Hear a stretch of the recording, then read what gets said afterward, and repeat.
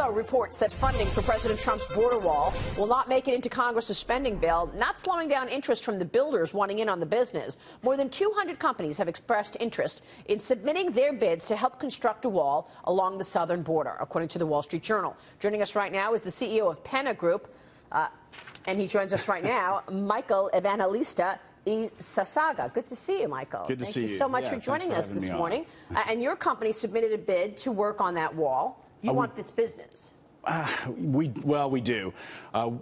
We had to do a lot of soul searching whenever this project came up, and we decided that we would rather be a productive part of the solution rather than sit on the sidelines and let another company dictate what we considered more inhumane, lethal designs. How big a piece of business is this for your company? I mean, if you were to get that project to build that wall, this is important for your business, right? Well, we're a for-profit company, there's no question about it, but we have a lot of work, and we could have done some other projects. And a lot of people say, is this about the money? And it really isn't. As mentioned, we had to do a lot of soul searching before we got into this project. I did meet with my team. We met for about 4 hours, and we decided that the better thing for us to do was to propose some humane solutions with respect to the design. Now, you have to understand the government is relying on federal contractors for the design. It's not as if they're saying, here's the plans and specs, we want you to go out and build this wall.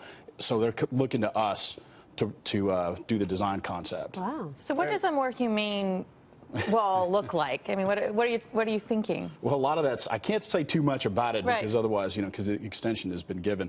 But our wall secures our borders, which is what the highest priority is here. It's 30 feet in height. It's got a 6-foot footing, which keeps people from tunneling underneath. And it's, as Trump wants, a big, beautiful wall. We're real proud of our concept. Wow. And will you be invoicing the government of Mexico or our government?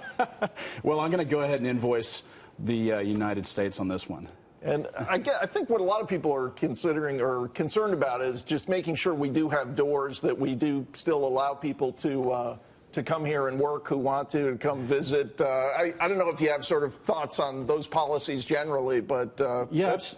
Absolutely. In fact, we think this is going to help immigration because I've been lecturing about immigration reform for the last 10 years, and what I have found is that the American people, and our politicians certainly, do not have the appetite to pass immigration reform.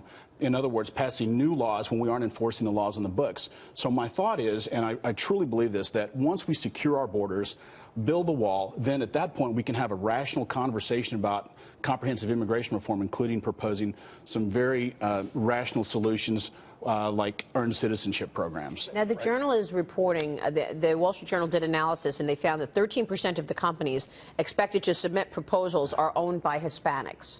This is really interesting. You're a Hispanic-American businessman. What made you decide to get your company involved in this? You said it's not just about the money. This is a broader, deeper conversation that you had. It is. Again, we're a for-profit company. What we do it for enterprise, for profit. But we have a lot of other business that we could have made just as much money on. But again, we decided to enter this conversation because the federal defense contracting community is very small. And so we were aware of a lot of very disturbing options such as electrified fence and things like that. And when I met with my team, 80% of which is of Mexican-American descent, we decided that it was just better for us to be a productive part of the solution. We didn't want to wake up on a Sunday morning and hear about, a dozen Guatemalan kids that were electrocuted or seriously injured by somebody else's design. Wow. You talk about rational immigration reform, but people who are against stopping illegal immigrants from coming to this country very often get irrational. I'm curious what the response has been when people found out that you, as a Latino, as a Mexican-American, were bidding on this wall project. Well, I mean, some of it's a little disturbing. We have been getting some death threats. Death threats? Yeah, death threats. And, but it's kind of interesting. I actually because it's very important for our company to understand the attitude of the American people out there. So I actually took a day to field some of those calls. And it's really interesting because once I explained our position to some of the very angry callers, I ended up having many of them, a majority of them, actually wish us luck and tell us that they understood and that they hoped that we get the project. Wow. So you're getting death threats in what form? Tell us what happened. Well, I get my office is flooded with calls, people saying, you know, we're watching you. There's a price to pay for doing what you're doing, things like that. And it's, you know, it's very disturbing. And you have to understand, I mean, you know, I'm Latino, I've got 57 first cousins in my own family. A lot of members of my own family are not very happy about this. But once I take... Your grandparents came here illegally, didn't they? They did. It was, yeah, many, many years ago in the 1930s. It was a very different situation back then. Yes, very different.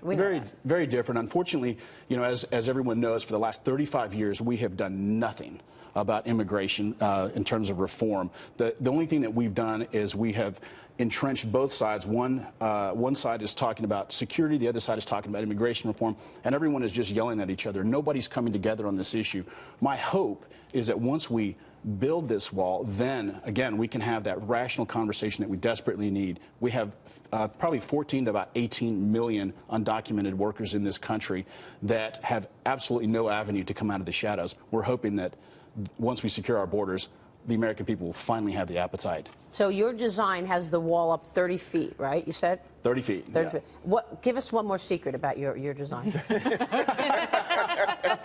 It's a big, beautiful wall.